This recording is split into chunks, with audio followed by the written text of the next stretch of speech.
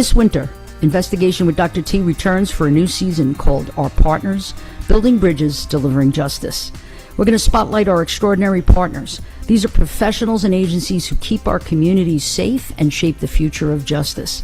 At NSU's School of Criminal Justice, learning doesn't stop at textbooks. Our students learn from real professionals in the field. These are leaders who are doing the work. They're driving innovation and they're guiding the next generation into meaningful, lifelong careers. So my guests are going to include veterans who help veterans, local and federal law enforcement leaders, police academy trainers, public defenders and state attorneys, mental health and specialty court judges, United Way of Broward County practitioners, and forensic technology experts. This season, each episode is going to offer authentic conversations, real-world insights, and a front-row look at the careers that shape justice in our communities. Join me Thursday evenings, 7 p.m. Eastern Standard, starting January 8th on the Fischler College of Education and School of Criminal Justice YouTube channel. We're going to spotlight the power of our partnerships, the strength of community, and the career-ready education that sets NSU apart.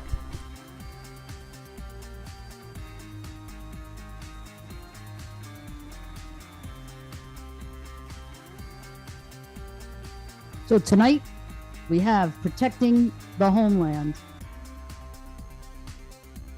with very special guest, Supervisor Special Agent Renaldo Franklin from the United States Department of Homeland Security. So welcome to Investigation with Dr. T. I'm Dr. Grace Telesco, Director of the School of Criminal Justice and Associate Professor, and I'm glad you're joining me tonight. I want to begin tonight's episode by acknowledging that conversations about Homeland Security and federal law enforcement are happening at a time when these topics are very present in the news and for many deeply personal.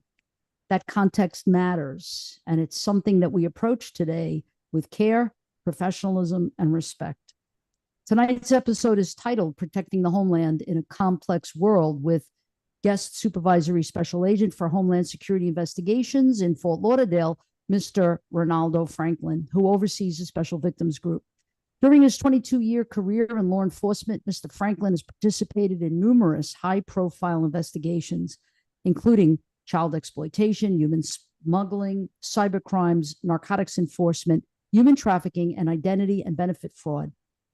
Agent Renaldo is an award-winning public servant who's dedicated to securing the homeland from transitional crime and threats. He earned his bachelor's degree in CJ from Auburn University in Alabama. Let me just say that tonight, my goal is not to debate politics or to respond to headlines, but to foster understanding by focusing on mission, training, collaboration, and real-world challenges of protecting public safety in an evolving and increasingly complex environment. Our conversation tonight is going to remain grounded in education and insight, offering listeners a clearer picture of the work itself and the people who do it. And so here's my friend and my colleague, Renaldo Franklin. Welcome to Investigation with Dr. T. How are you tonight? I'm doing great. Hello, everyone. Glad to be back with you again this season. I was with last season, and I appreciate you inviting me on and having me. I like being here. And you know what? I haven't said this in your bio, but you are a friend of NSU's School of Criminal Justice. You're a dear friend, and the reason I say that is because you've done so many things for us, from helping us with tours with Agent Thomas Roberts. Helping us, do these field experiences with our CJ undergrads, by being a keynote for our Ensuring Safety conference. And we just saw you on Saturday, and so you support us in everything that we do. And I just want to let you know how much we appreciate you. And that you don't have to do this, right? You don't have to do this, but anytime I ask you, you say yes. So welcome. Welcome. Thank you. I appreciate doing this. We get so little time to interact with the public and to speak about our mission because we're so busy doing it. I think it's a great time, especially the time in our nation, for me to interact and say, hey, we're here, we're human, and let's talk about things. 100%. And I love that you say that because, so many times there's this, the demonization of law enforcement, whether it's federal, local, doesn't really matter. Nobody likes the police or law enforcement, telling them what to do. Like nobody likes that. I mean, we don't even like any authority figure telling us what to do. We reel from that. We don't like that. We're very different than the fire department. The heroes that, oh, there they are. I can't wait to see them. Love you, right? But law enforcement is, they're going to be giving you a summons, or they're going to be pulling you over, or they're there at your worst time in your life, and we see people at their worst. So I like to highlight, the good, the good of law enforcement, and that's my goal for tonight is to highlight that. So maybe for our listeners who may not be familiar with Homeland Security investigations, can you walk us through the core mission and maybe some of the types of cases that your division focuses on day to day? All right, Homeland Security Investigations, also known as HSI, we're the investigative arm for the Department of Homeland Security.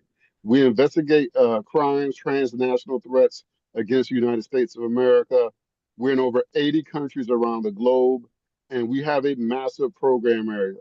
We have 21 different program areas that include antiquity smuggling, identity theft, fraud, child exploitation, human trafficking, human smuggling, money laundering, cyber cryptocurrency violations, trade violations, export violations, all those things. Yes, even the boring stuff that some people never talk about.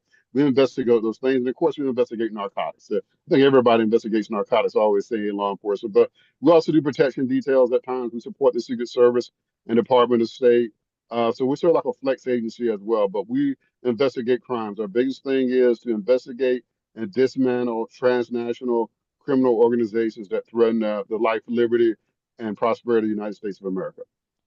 Awesome. Now, I know that some of our listeners and maybe some of our students may or may not be aware of the issue of child exploitation and how bad that is, and how actually Broward County is kind of, we're not in the back seat, right, of this. And maybe you could tell us a little bit about that, especially that it's Super Bowl weekend coming up soon, next weekend.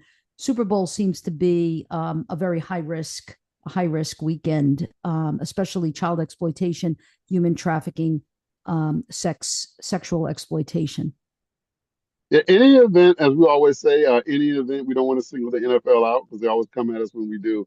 But any event that is a massive event that brings people from all across the country, all across the globe, has always that capacity to bring increased criminal activity, including, like you said, child exploitation and human trafficking. So here in Broward, we are part of the Internet Crimes Against Children Task Force, which covers all of Southern Florida, and I mean Southern Florida. So as I said this past week, I grew up in Fort Myers for a little bit, over on the coast there, on the Gulf Coast. And we like to say we're the Southwest Florida. And we know here, everybody likes to say that we're in Southern Florida as well. So the ICAT, the Internet Crimes Against Children Task Force, is led by the Broward Sheriff's Office and all the federal partners. We all work together as a part of it. And it covers all the counties south of Lake Okeechobee. So it covers Collier County. It covers Lee County over there on the Gulf Coast, and it covers us here, Broward and Dade. So they received last year, they received approximately 25,000 cyber tips, and 9,000 of them went to Broward County. So Broward County has a lot of child exploitation activity that we work to investigate. And so my group right now is averaging an arrest a week, which for federal criminal charges is very rare. It's very high volume. And so we're very busy here because we have the ports of entry here. We have the airport and we have the seaport, one of the busiest cruise ports in the world. So we're always looking, targeting, try to find people who are trying to exploit children and who may have exploited children in the past as well. So we stay busy. We never low on work. We're never sitting around twiddling our thumbs. Broward County, again, has over 2 million people in it. And that means, you have the challenges of an area with 2 million people and a lot of child exploitation we work to combat every single day, all around the clock. So I know that this is not a question that we talked about mentioning, but I'm just interested in the human trafficking piece. How prevalent? How prevalent is this? Labor trafficking, sexual exploitation, all of it. It's very prevalent because but it's changed over the years. It used to be a lot of the, girl, female, young male driven, being held in bondage somewhere in a house or somewhere like that. But now with the online activity, there's a lot of exploitation that happens online.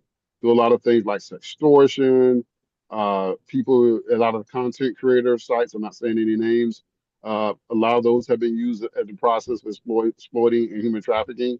And with sex trafficking now, you really can, as it's always been said that you can be trafficked in your own neighborhood, in your own home.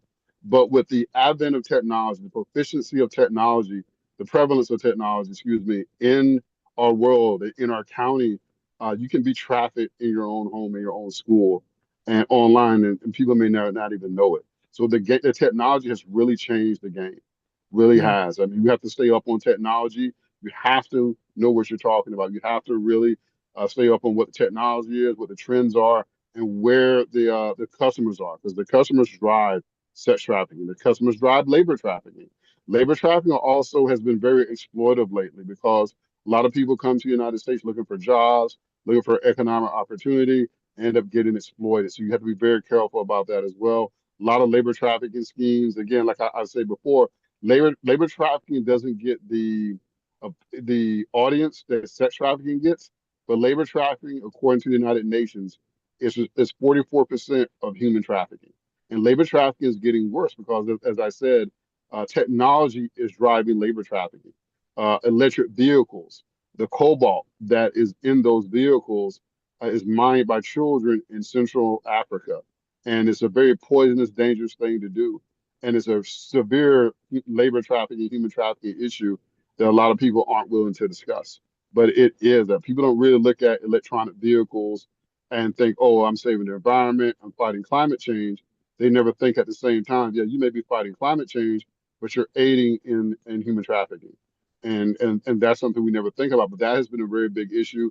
More and more people are trying to get the word out about the cobalt mining because you need cobalt for the batteries in the cars. Those electric cars, they run on big batteries, and those big batteries require an ample supply of cobalt, and that's mined by children. And I mean children. I don't mean 19-year-old, 18 years old, or people. I mean like 12, 13 years old, 10-year-old that's being mined. And they're facing all kinds of health issues with poisoning from the mining, exposure to the elements. It's a very dark thing that's going on. A lot of people aren't really pushing it. So I really thank you for bringing this up to really say, hey, make sure that the companies that are out there, that are making these electronic vehicles, they're using elements that are fair trade mined and not mined by child labor.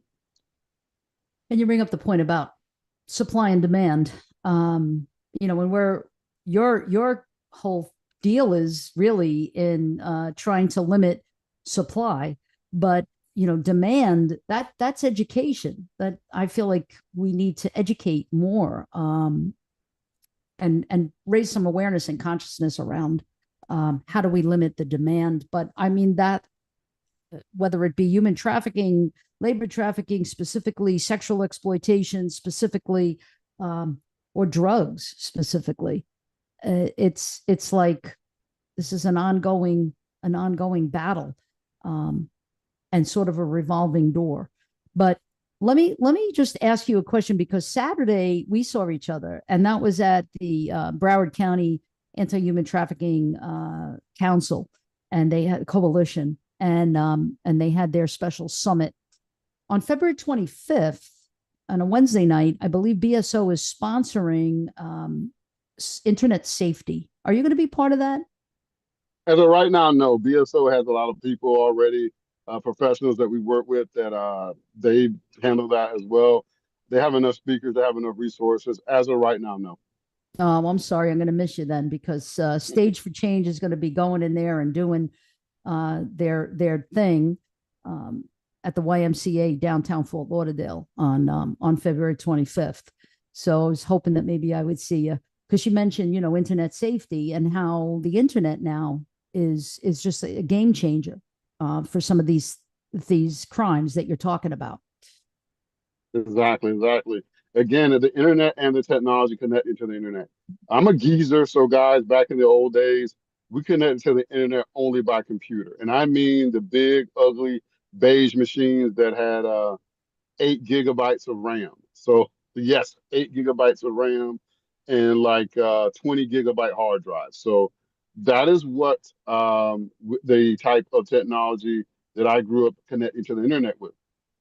Children nowadays, the children in my life, they connect to the internet on a phone, a small device, 6 by 4 inches, 5 by 7 inches, and they're connecting to that same internet at greater speeds with a much more powerful machine than I ever knew back in the early days of the internet, which is 94 and 95. So I remember I connected to the internet with something called Windows 3.1, which is something a lot of people guys may never heard of unless you're a computer science and engineering major, like Windows 3.1, Windows 3.1. So it was so it really has been a journey, but that makes it so much more difficult because now again you have access to strangers online, you have access to predators, they have access to you, and they can prey on people without having to leave their home. Yeah, You I know, mean, we talked about it on Saturday when we were, focusing on a true story, a case that happened in St. Pete's, which children were lured and recruited by predators through the gaming platform Discord.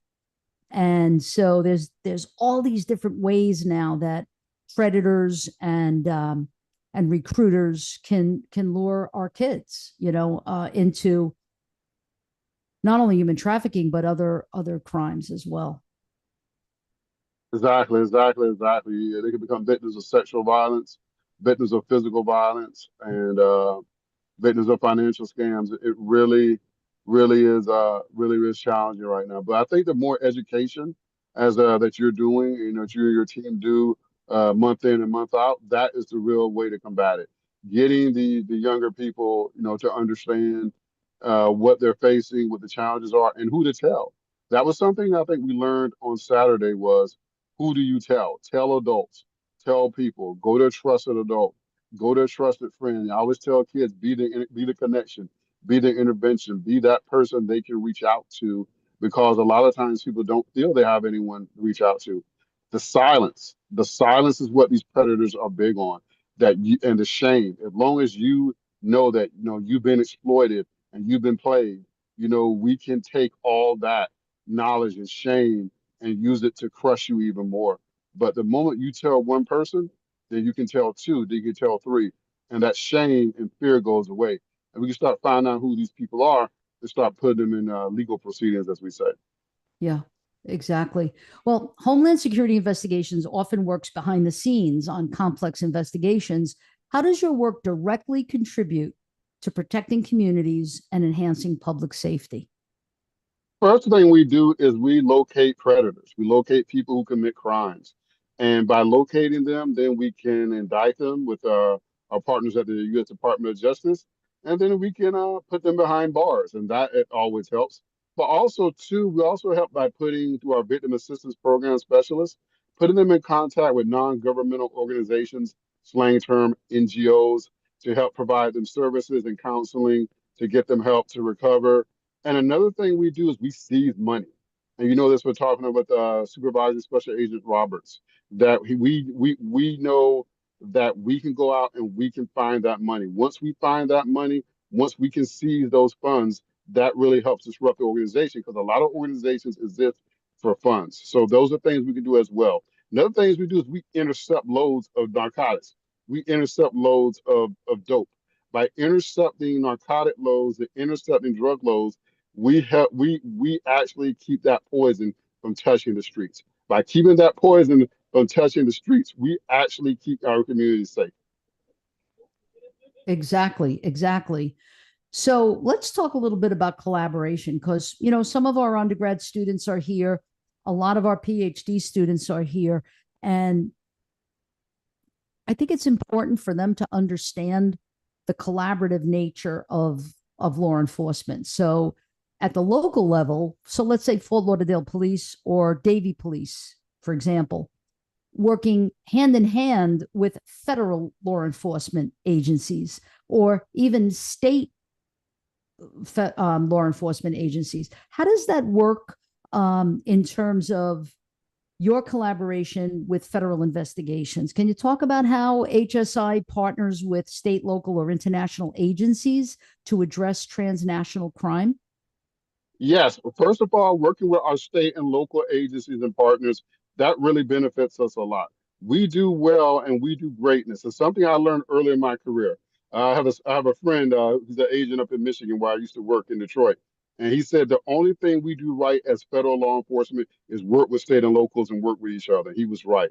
When we work with state and locals and our local partners that we have, Broward Sheriff's Office, Davie PD, Fort Lauderdale PD, Hollywood PD, the Seminole Tribal Police. When we work together, things happen. People get identified, people get arrested, drugs get seized. The community benefits. You can see real cellular change at the community level. People who walk your streets don't walk your street anymore. People who preyed on people don't prey on people anymore. That's the thing that works as well. Federally, a lot of times it comes down to, like I had mentioned before, is fighting. It's fighting for budget because you only have one budget slice. So therefore, a lot of times you get egos involved, like HSI, FBI. Who's the lead? Who's the lead on this investigation? Is it us or the FBI? It's the FBI. Well, why is it the FBI? And you have to answer all these questions of the command. On the FBI side, it's the exact same thing. I talked to my partners over there. Why is HSI the lead? They're not a real. And just it gets really egotistical a lot. I would say federally, the agency we have less ego challenges would probably be HHS, Department of Health and Human Services Office of the Inspector General. They work well with us, Department of State as well. FBI, at times we work well together, at times we don't. I'm always honest. I'm not going to sugarcoat anything. There are times that we don't even talk to each other, that they stay on their side of the house, we stay on ours. But the reality is, when we do cross that line, we work well together. The famous picture of El Chapo when he got arrested, who was it? It was an HSI agent and a DEA agent. When recently, when Maduro was brought in, it was the HSI agent up there with all the DEA guys. You look, you saw DEA, DEA, you saw HSI. They're bringing in Maduro too. Like, yeah. So those are the type of things that work well. When we work well together, we bring our authorities together. It really does benefit this country. And El Chapo, I think, is one of the ones that are really one of those shining moments of that's right. It really did work well together, all of us together. Yes, yes. So now you mentioned this a little bit, you touched upon it in terms of like the internet, which, didn't exist when I was on the job, and from 1983 to 2003, it's a different world today. It's a complex world today, right? So since we're living in this increasingly complex global environment, AI now enters in as yet another technology. From your perspective, what makes modern investigations and cases more challenging than in the past? I think the laws are behind the technology. That's one thing that really bothers me. The technology is so far ahead of the laws that we have to get there. We're still trying to catch up with AI images of real children being turned into CSAM. CSAM is an acronym for Child Sexual Abuse Material. It used to be known as child pornography or CP. We didn't like the term child pornography because it connotated consent, and there is no consent with children. So, child sexual abuse material is the more accurate term. It's a term we've been using the last few years and going forward. So, you hear that term CSAM a lot. But with the advent of technology and the AI ability to manipulate real images of children into sexual explicit material, that has been something that people are still legally trying to find. Sort of like when we had revenge porn. Remember, there was a big issue with, I think now a state representative, someone in the state, that their ex-boyfriend took their images and uploaded it online for people to look at. And there were no laws at the time for that person to get any type of legal justice. Now those laws have caught up, and a lot of states have quote unquote revenge porn laws. There's no federal revenge porn statute. They're trying to create one. They may created one, but they really don't have like a way of like really enforcing it. So again, it takes forever for us to create laws that match the crimes. And technology, the crimes change every day. Every day. They're still working on crypto bills in Congress on how to handle cryptocurrency. They still have not finalized anything. They've been working on this the last few years. They started working on President Trump's first term, and Congress still hasn't fixed it yet. So we still have a lot of issues with the laws being behind. The states seem to move faster than the federal side, but come on, we got to get better, especially when it comes to AI manipulating images of real children in the sexual explicit material. The laws need to catch up. There needs to be clear definition of the laws. Yes, you can use this law. I can't use that law, maybe, but there needs to be a clear law that says, hey, if you take a real living child that is a minor and manipulate their images to create pornographic material, you are committing a child sex abuse material violation, which is punishable up to blah, blah, blah, blah, blah, blah, blah. And that hasn't happened yet. And that needs to happen jackrabbit quick. Right, right. Agreed. You mentioned earlier about sextortion, and I'm not sure if many of our viewers may or may not be familiar with this. Can you speak to it at all? And are any of your cases involving this? One, we have current cases involving sextortion. So yes, that question is true. We have cases, and it's growing. Online sextortion is growing every day. There are more and more cases coming in. Really becoming prevalent. So sextortion is a rise with extortion, but involves sex is the same way.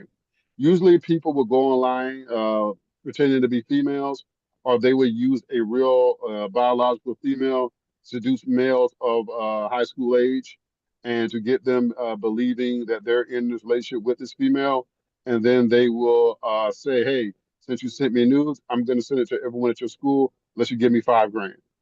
And so we've had those things that have led to suicides and led to a lot of kids, a lot of young men doing self harm. Now, as I mentioned Saturday, why do they target young men and not young women? Is because men, as women are less likely to report being victims of sexual violence, men are even way more less likely to report being victims of sexual violence. And that takes a special kind of sickness to work that statistic to benefit yourself. And that's what those guys do. They're really, really terrible. And this is organized gangs. Sometimes it could be one person doing this, and we've had solo cases, but we also had an organized gang with all they do all day is, hey, you female, you go out, send your news to a whole bunch of guys here on this platform and that platform. See who we can get. We use you as bait. Once you get in, then we'll make sure that we get this guy going, make him send stuff, let him tell him where he lives, let us get his family's info, let us get their info, and then we'll start squeezing the guy for money.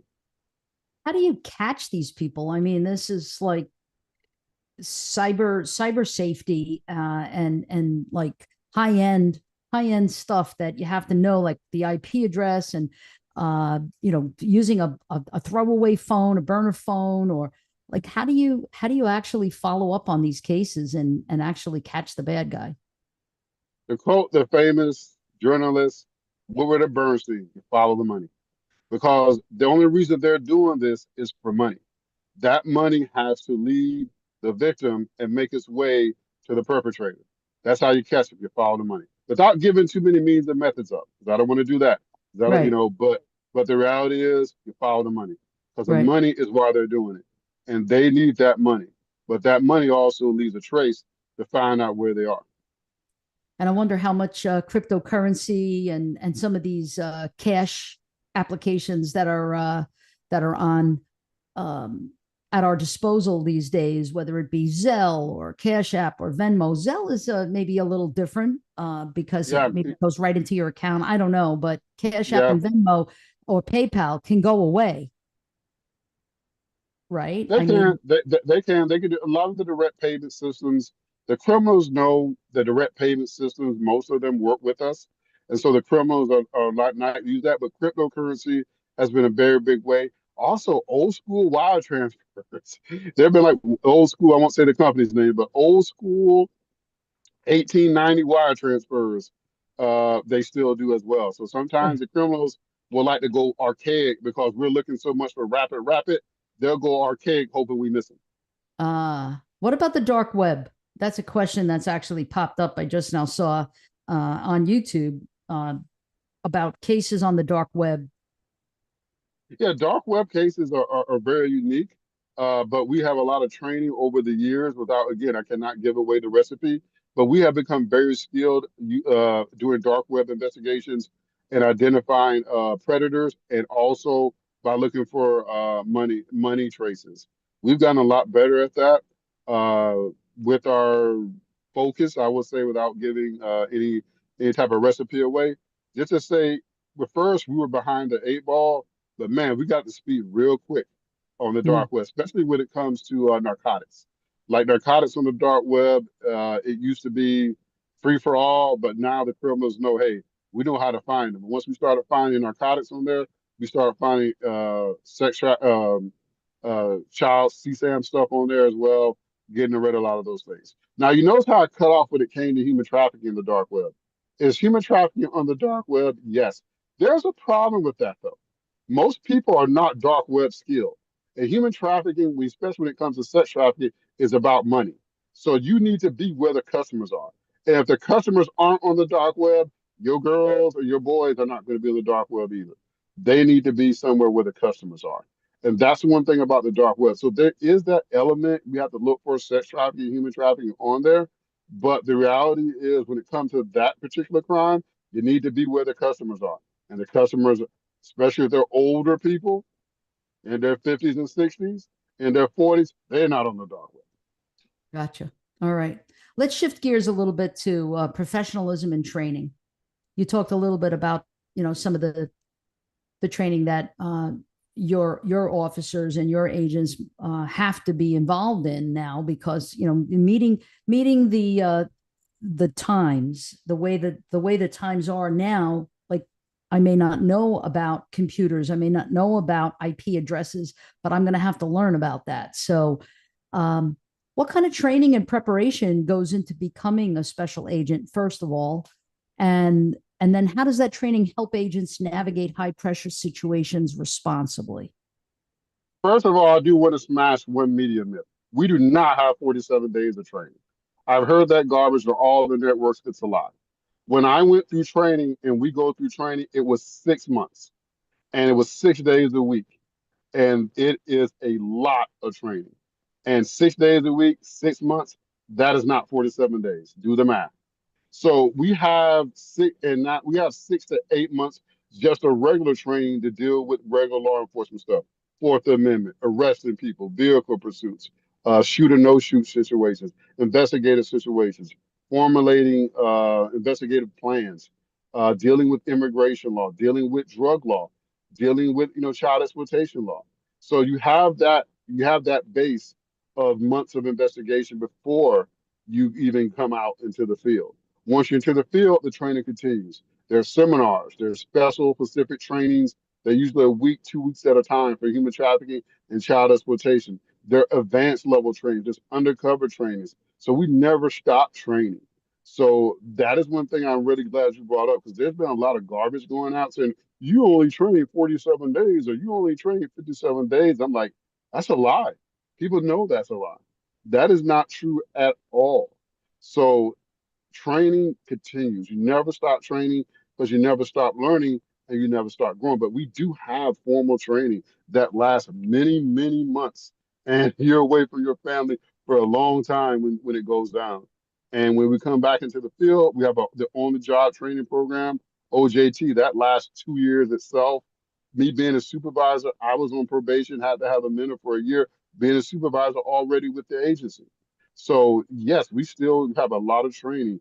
And like you're saying, we have specific training every year to deal with the changes in federal law enforcement, to deal with the changes in technology, looking for IP addresses, tracing cryptocurrency, following the crypto trail, following the trail, how to deal with the new sextortion ways we're seeing, how to deal with the online enticement that we're seeing, how we can be more proficient and efficient in our jobs. So that happens all the time. We never stop training. I've been seeing that on the news.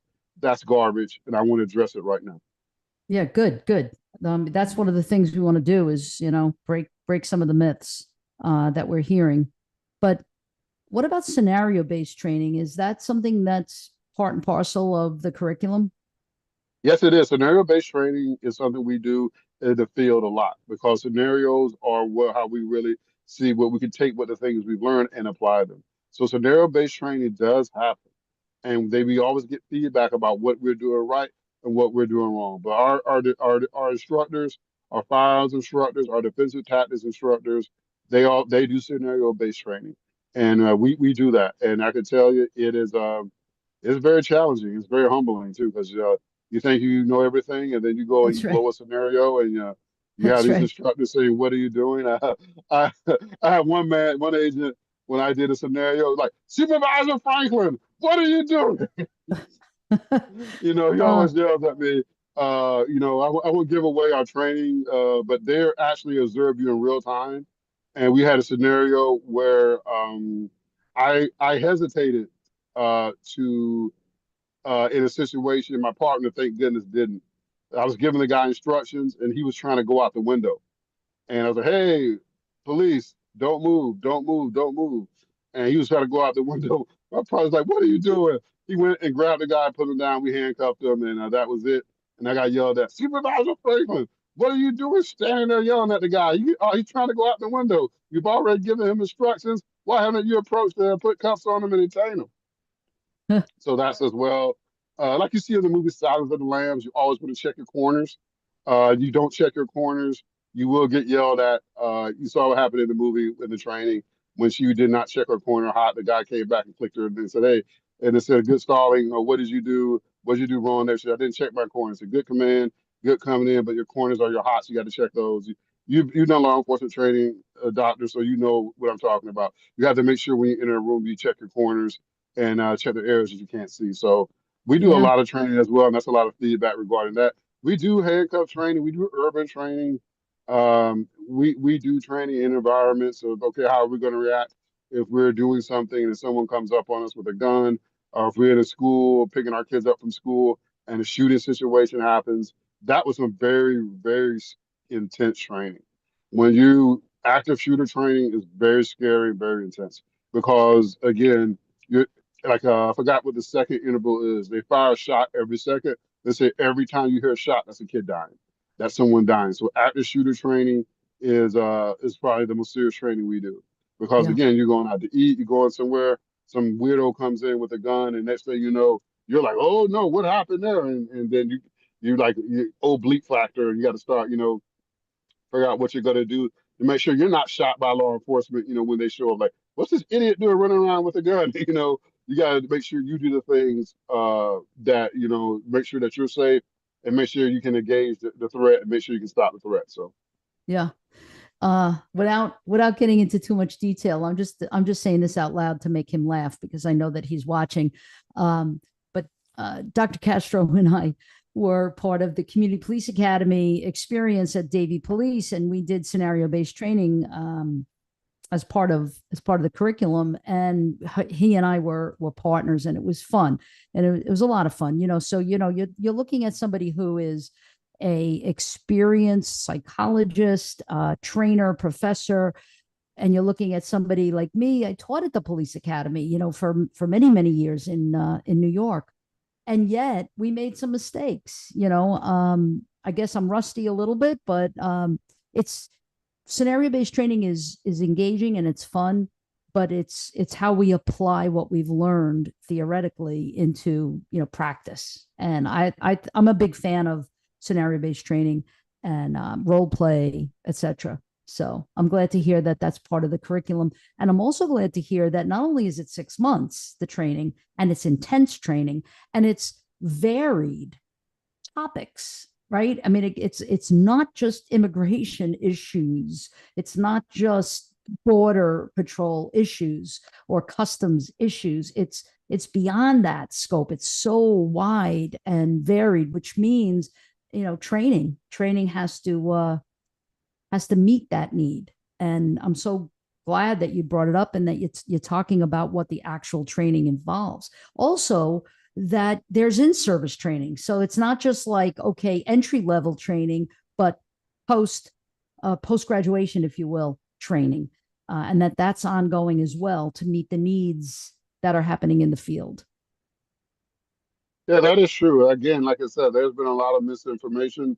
Some of the people spreading the misinformation know better. I won't go into that. I said that before last week, and I said that last week to your students last Friday. So I won't go into that and sort of get us off the rails here. But there's a lot Yeah. of people in the media that knows what we do, knows how we do it, knows what we get, how we get things done, And I just am appalled at how they get on television and just straight practice deception by omitting things they know is true.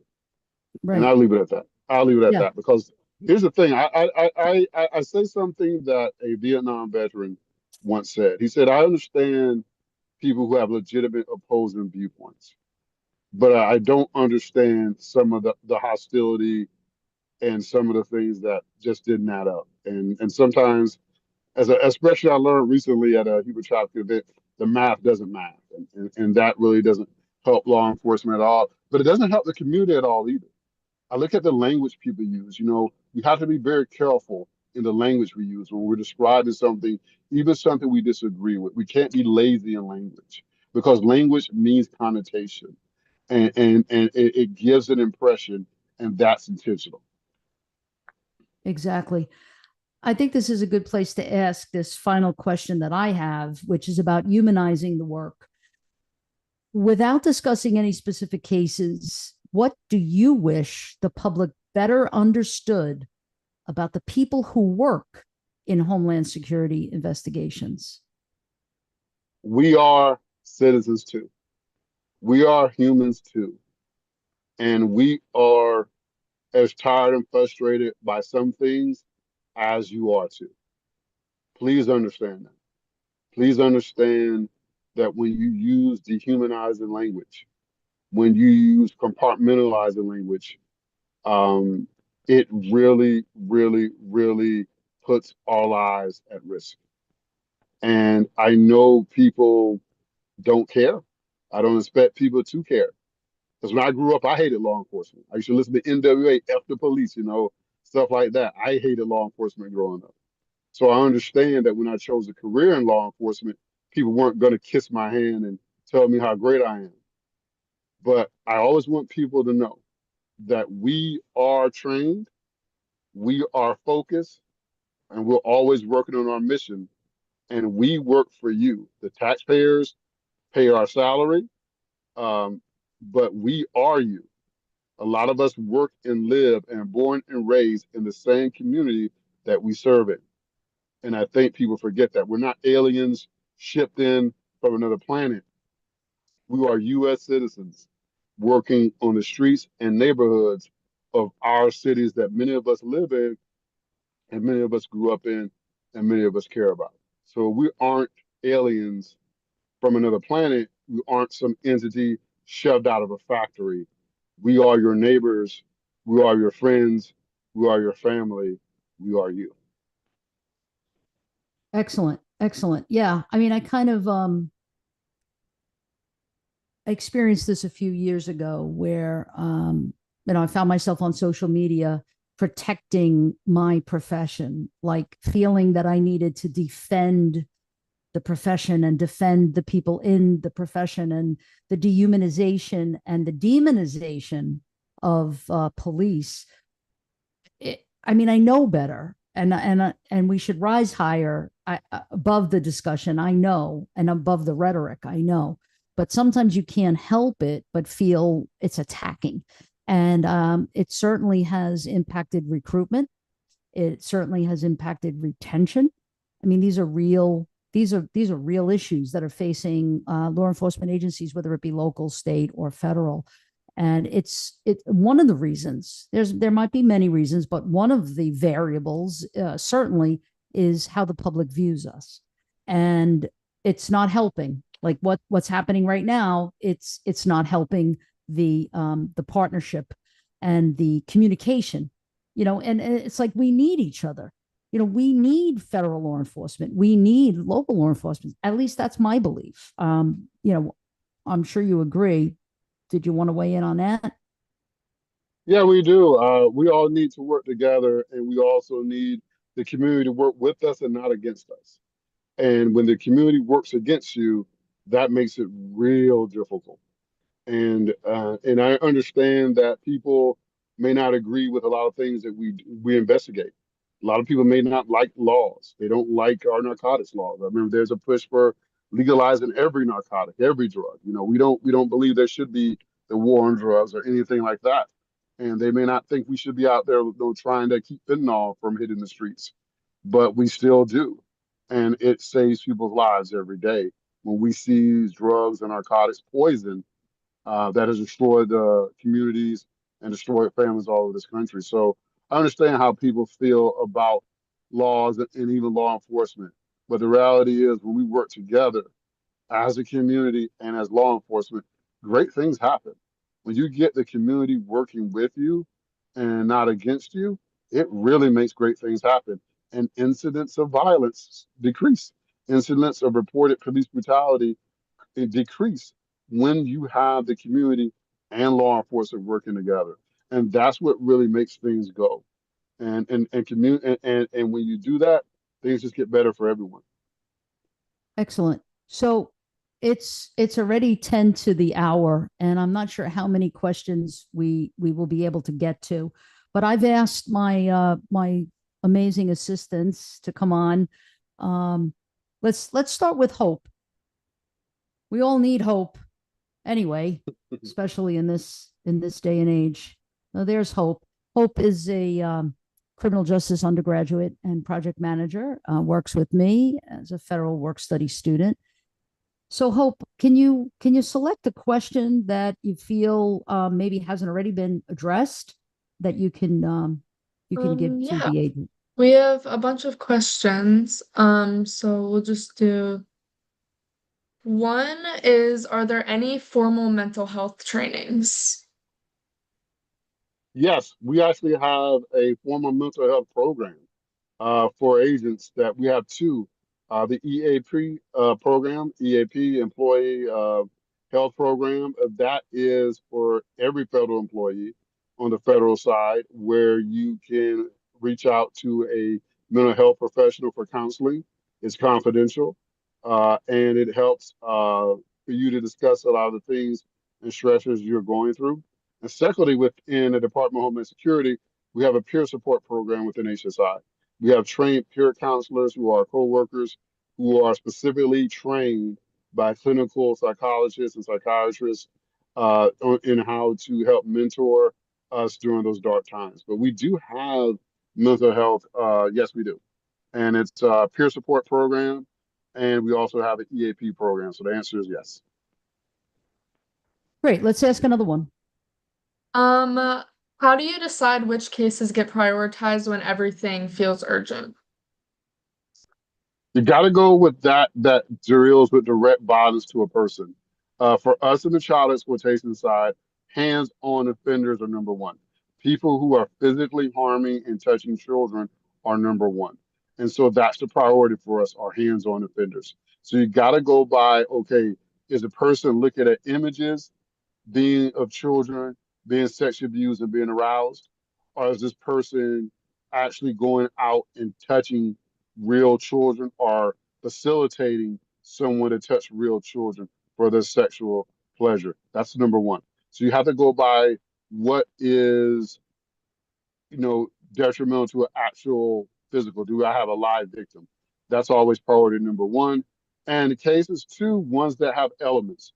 Your cases that have elements of enticement, sextortion, you have to weigh things by their elements. That's how you do it. So you go by ones, are they actually and currently hurting someone physically? That's number one. Two, are there actually multiple elements in the crime that are facilitating abuse either here or in a foreign country? Great. Hope, do you have one more? Yeah, from your experience, how does Homeland Security Investigations balance its national security mission while still working closely with local communities and law enforcement agencies? That's a really good question. I like that. How we balance it is we just have to do both. You have to make sure, one, that you're taking care of your national priorities from headquarters. They always send those things out multiple times a day. We have a strategic plan, which they said, hey, this is what our goal is here under this administration. So every time you have a new president, you have a new strategic plan. So I was hired by Bush 43, W. Bush, as we say, during his first term post 9/11. So um, under him, my strategic plan was different. It was a lot of national security focus. It was right after 9/11. That then under President Obama, it was violent criminal focus. He was very big on let's not, let's specifically go after violent criminals. President Trump, first time around, multifaceted focus. Um, then President Biden, more of a long-term investigative focus, and President Trump this time around, more of a national security, domestic border focus. So it changes pretty much each presidency, each presidency. So just have to stay focused with. So that's how you stay focused on your national. And with state and local, you're there when they call. All you have to do for state and local is be there when they call you. So when they say, "Hey, I need help with this and this," you have to be there for them. When they say, "Hey, can you get me funding for this and this?" you have to give them that funding. All you have to do as state and local is just be there when they call you. When they call you, you need to be there and make sure your response is sufficient to what they need. You got to do both. So one time you're following headquarters mandate, and then you're making sure when state and local partners need you, you're picking up their phone and answering. I think there's two more questions that Hope is going to ask you. Yes. So, as parents, what is your advice to protect our children when technology keeps evolving and we can barely keep up? Even using apps to monitor and filter what our children do on their devices, the threat is still there because predators always find ways. Just talk to your kids, because if you talk to your kids, they'll talk to you. Parenting, yes, the technology, you're just not going to keep up with it. The kids are ahead of you. My kids are ahead of me. The kids in my life, I mentor and talk to, they're way ahead of me in technology. You're never going to catch up with that. But if you're a person your kid can talk to, if you're a person who relates well to your child, if you're a parent that pays attention, your kid will come to you when they have issues. Hey, something happened online. I need your advice. Hey, something's going weird here. I need your advice. Parenting does not change when you have that layer, that foundation of trust and communication with your child, and they'll know. They'll know. You do have to do some internet training. You do have to do internet resources with them. But they need to know they can come to you. If they know they can come to you, they'll come to you. And final question from the webinar. Yep, and then the last one is you talked about how breaking shame is often the first step for victims to come forward. From your experience, what barriers still prevent reporting, and how can law enforcement better partner with those other agencies to reduce that fear earlier and faster? I just think it really depends on multiple factors. If you come from a culture where we had a situation, well, I can't tell you that, but I will tell you that. We've had situations where people come from cultures and families that are very homophobic. And when you have a male victim that's been victimized by another male, they may not want to come forward afraid of what their family is going to say.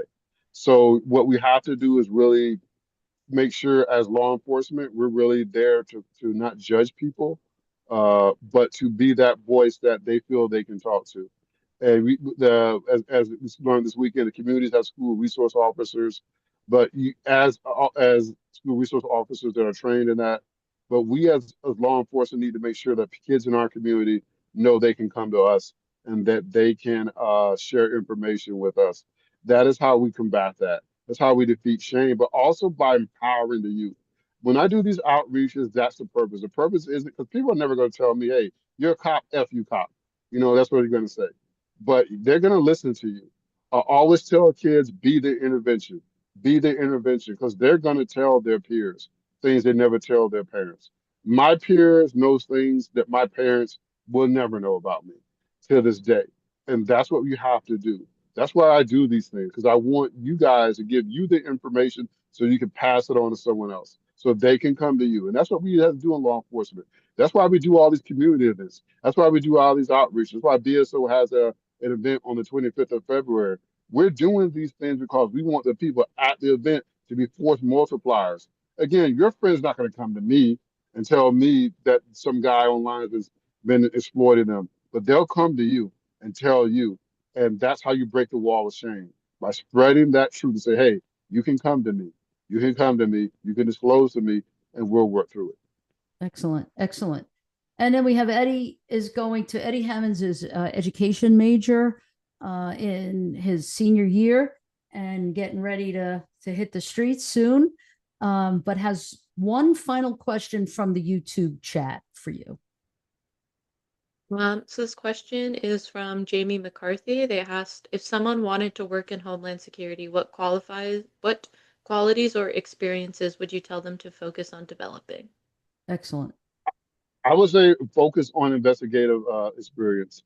You can work for a private sector investigator, or you can join, like I said, state and local law enforcement. Join a local PD, join a county sheriff's office, and start there. Start off by being a worker, start being a patrol officer, patrol deputy, and then work on getting specialized training as a detective or as an investigator. Any type of investigative training really works. If you work for one of the accounting firms, they have a lot of fraud investigators. Some of the banks have fraud investigators. So I say get law enforcement experience or get investigative experience. Get those two things. I came from the private sector. I was a fraud investigator for a department store chain up in the Great Lakes region of this country. And that is why I got hired, because I had investigative experience doing fraud investigations. That's the type of experience that they're looking for. So it's not just, I need to be, a gun and badge holder. That's not true. If you have experience and skills in conducting investigations and looking for money laundering, testifying in court, working with law enforcement, those are the type of things we look for. Excellent. Excellent. We've come to the end of this episode, but something tells me that it won't be the last time that we talk with each other or see each other. I want you to stay safe, and always please reach out to us if there's anything that we could do. Return the favor that you continue to do for us, like endlessly. We would love to be able to repay you in some way. So anytime you have anything you need from us, we're there to rise to the occasion for you. Thank you again. Thank you, guys. Thank you for the opportunity to be here. I appreciate it. Everybody have a good evening. Thank you. Thank you. Thank you.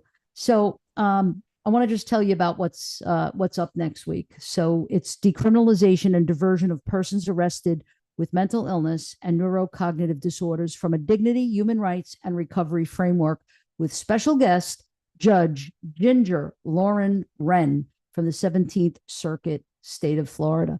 So that's next week.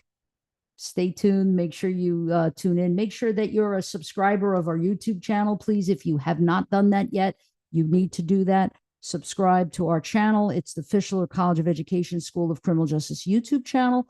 The dean really looks at our subscribers. So please, if you haven't done that, I'm asking you to please take a moment right now and go to YouTube, go to Fischler College of Education School of Criminal Justice. Make sure you subscribe and also hit the notifications bell. So this way you get notifications every time we go live.